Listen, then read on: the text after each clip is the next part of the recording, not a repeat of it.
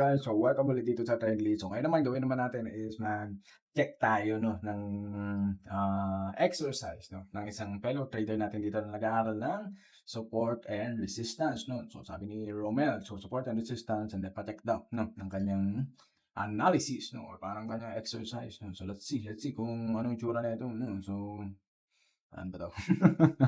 Ang daming lumalabas, sorry guys, Ayan, so una-una, so drawing ng trend lines 'to, So trend lines 'to, hindi mo 'to support resistance.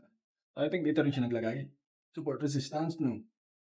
So, unang-una dito, so sobrang ganda nito. So para sa'kin it's commendable 'no, itong, support resistance niya dito, 'di ba? So para sa'kin kasi, para sa'tin mas maganda mag-focus ka dun sa pinaka-current mo. So let's say dito ka magse-sell or magso-short position.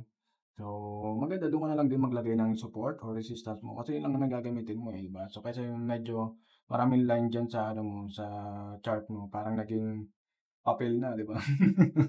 Yung ano mo, yung chart mo 'no. So, which is dito unang-una super good 'to 'no. So, sa current high and then sa current low 'no, and then within that gap 'no, so kaya mo na maka-hit ng 1:2, 1:1, 1:1.5 'no. So far ito super correct 'to 'no, itong ano niya, itong sa short position or sa downtrend 'no. Dito naman sa uptrend, so super okay din 'to. So, nilagay niya yung support niya sa current low na ano, so maybe dito siya tawag dun, magba-buy, magso-short, maglo-long position, and then yung resistance niya sa current high, 'di ba? So, para at least, within that gap, so puwede kang maka-hit ng 1:2 ratio 'no. So, which is for me super good, super clean, 'di ba? So, hindi na masyadong sobrang daming lines 'no. So, para magmukha siyang ano, na medyo masakit sa mata pagka ganyan ang itsura nung ano mo, chart mo. Mukha na siyang ano, 'di ba? Anong tawag dun? Yellow pad 'no. Okey, sige, sige. So, goods 'to, goods, goods. So, replyan natin mamaya 'no, si Romel.